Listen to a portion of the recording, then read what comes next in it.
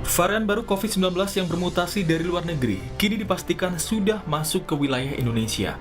Dua warga Indonesia yang positif terinfeksi virus corona disebut telah melakukan kontak dengan warga negara Jepang. Dan warga Jepang ini kini tengah menjalani proses karantina di Malaysia.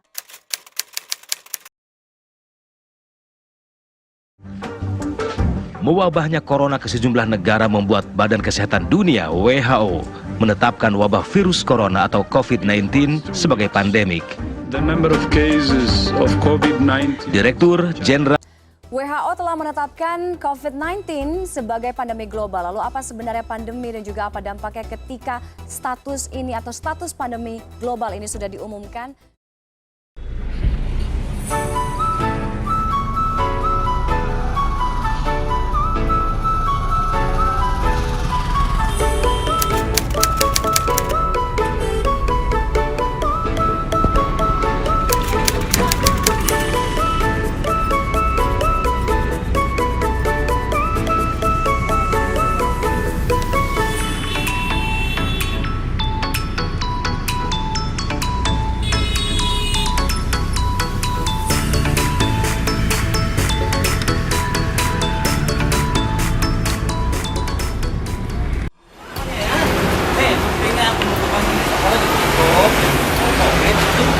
Tapi kan infonya cuma 2 minggu, Pak.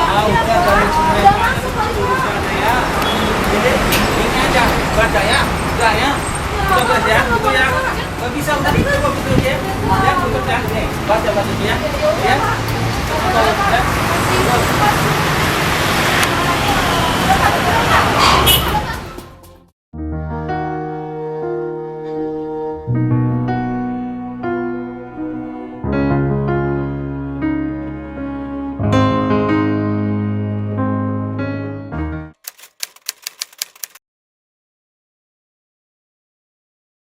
Saudara, dampak mewabahnya virus corona kini juga telah dirasakan oleh dunia pendidikan. Organisasi pendidikan, keilmuan, dan kebudayaan Perserikatan Bangsa-Bangsa UNESCO menyebut hampir 300 juta siswa di seluruh dunia terganggu kegiatan sekolahnya dan terancam hak-hak pendidikan mereka di masa depan. Saudara, sistem pembelajaran secara daring terpaksa masih harus dilakukan di kebanyakan sekolah di tanah air. Kondisi ini harus dijalani demi mencegah penyebaran virus corona di lingkungan sekolah.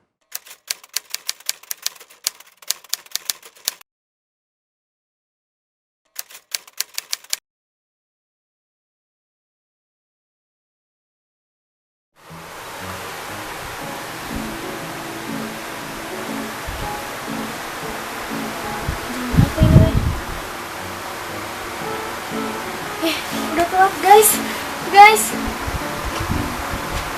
Assalamualaikum. Maaf ya, Pak, baru muncul.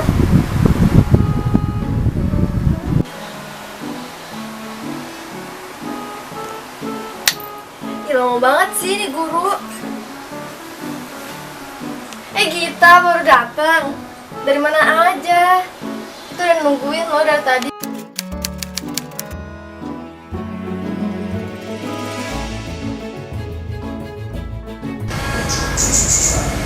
Hari ini masalah apa ya? Ini nggak nyala-nyala lagi. Ya Allah, gimana ini? Nyala dong. Kok di sini juga nggak ada sinyalnya? Jangan-jangan nggak ada kuota ya? Coba lihat dulu. Ih, ada 10.000. Kan nanti besok aja lah. Ininya biar bisa izin sama izin dulu sama guru ini. Nanti besok kita bisa kok.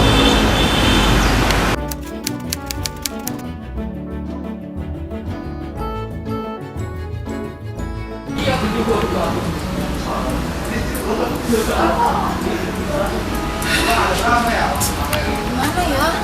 Hari pertama daring lagi. Wah, punya HP. Mau minta ke orang tua, masih di mana? Udah lah, besok gua kerja aja ya. Gue ke kerja apa ya, kecil-kecilan. Lumayan kan tabung buat beli HP. Yaudah deh, kerja aja besok. Semoga bisa kebeli HP.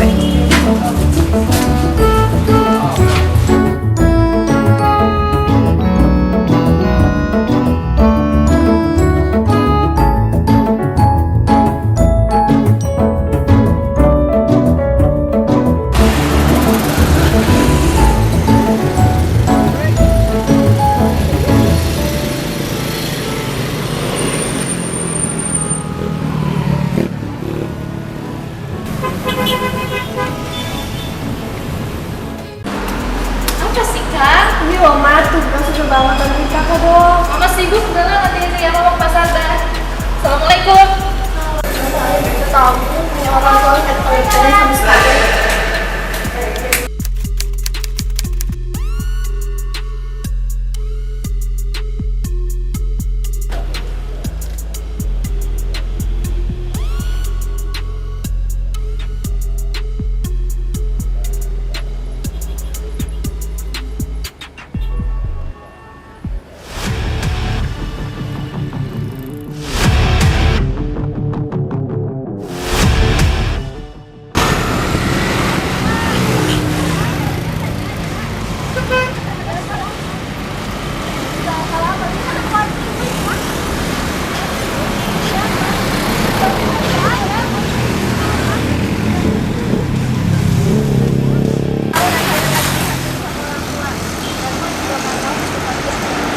Ya kamu juga kok saya kamu ya.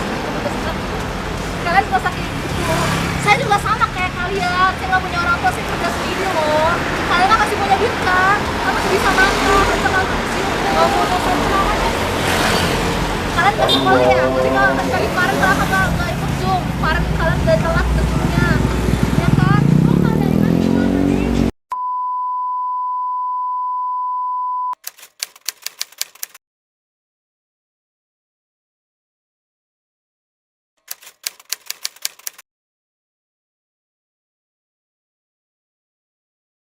Assalamualaikum warahmatullahi wabarakatuh. Waalaikumsalam warahmatullahi wabarakatuh.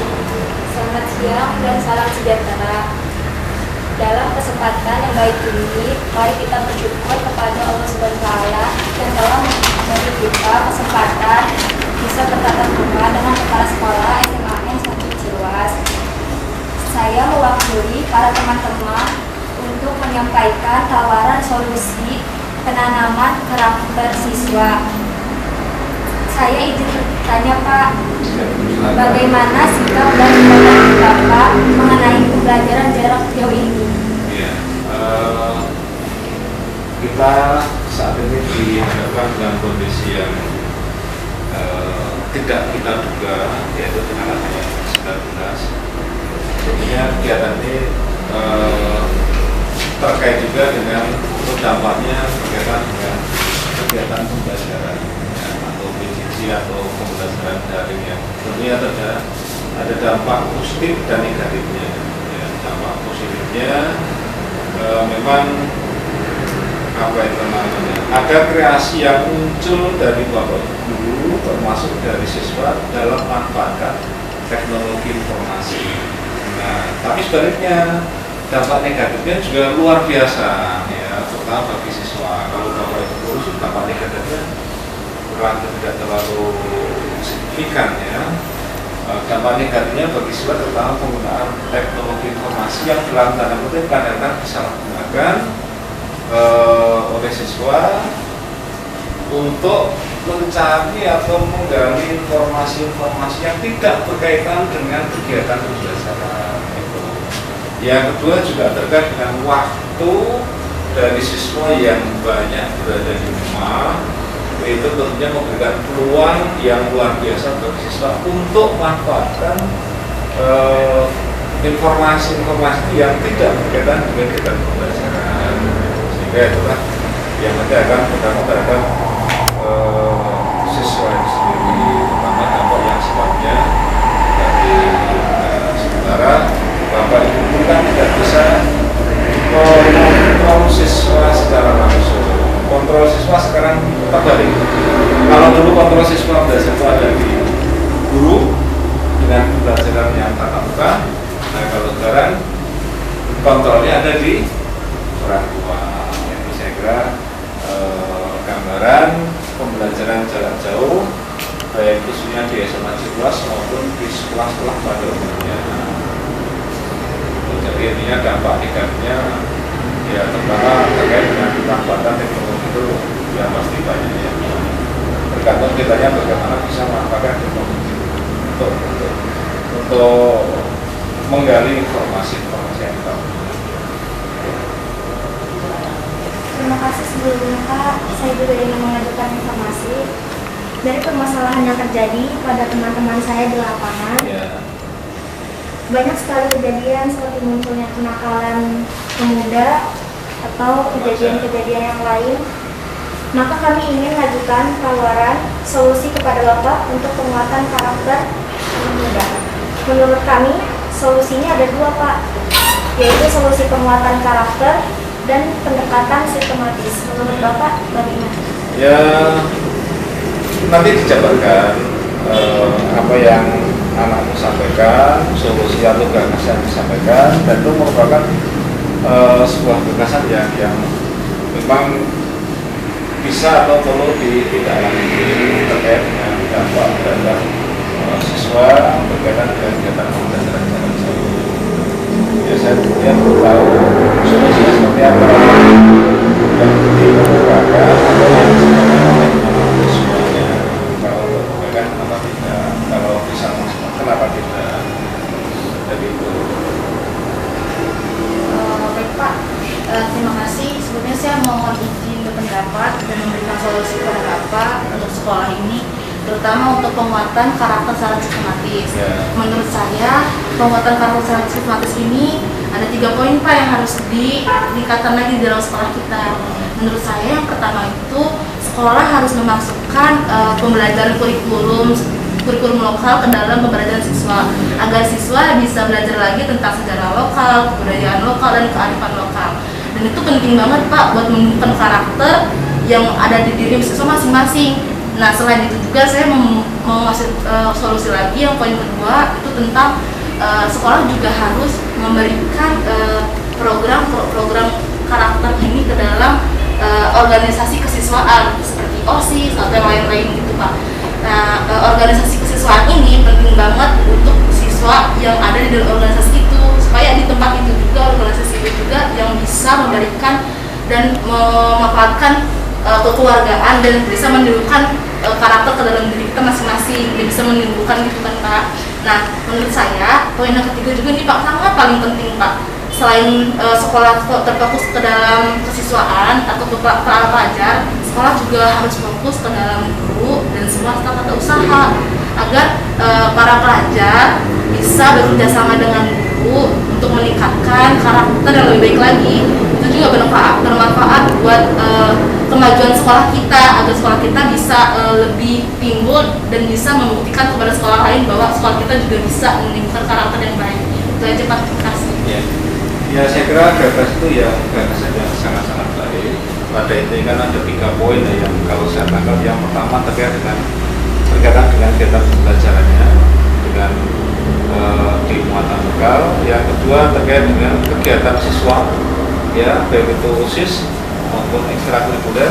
Dan yang ketiga adalah Bapak Ibu guru atau Bapak Ibu tenaga pendidik dan tenaga pendidikan. Saya kira itu suatu hal atau gagasan yang sangat baik untuk bisa kita terapkan di sekolah kita ya. Menurut saya kira itu perlu kita tindak lanjut.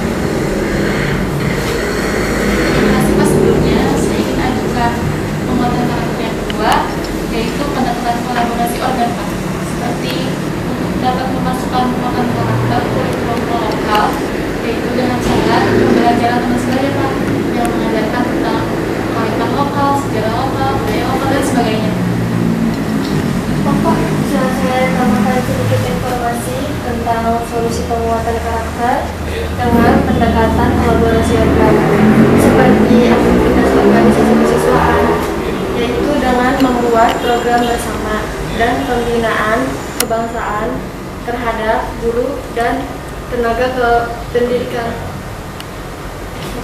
Ya, saya kira itu sekarang itu suatu gagasan, ide dari anak-anak yang sangat-sangat luar biasa yang bisa kita terapkan di sekolah kita untuk membangun karakter semua ya, tidak hanya siswa tapi juga bapak ibu guru, kemudian juga tenaga pendidikan ya, apa itu staf atau usaha atau mungkin beliau-beliau yang bekerja di lapangan. Dan tentunya itu harapan kita semuanya membangun karakter itu bisa membawa mengembangkan sekolah kita menjadi lebih baik lagi. Sekolah kita sudah baik, tapi perlu lebih baik lagi sehingga sekolah kita bisa menjadi acuan, menjadi tolak ukur. Saya bermimpi tidak hanya di Kabupaten Serang.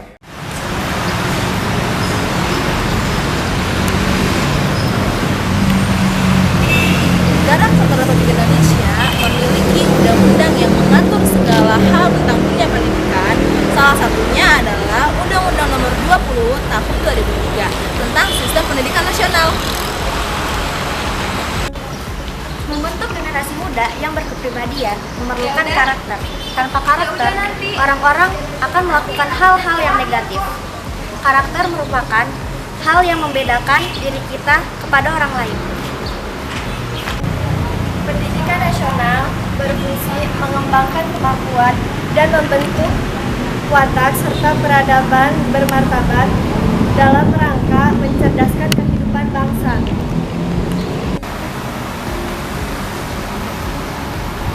Bertujuan berkembangnya peserta didik agar menjadi manusia yang beriman, bertakwa kepada Tuhan Yang Maha Esa tentunya, berakhlak mulia, sehat, cakap, berilmu, kreatif, mandiri, dan menjadi warga negara yang demokratis dan bertanggung jawab.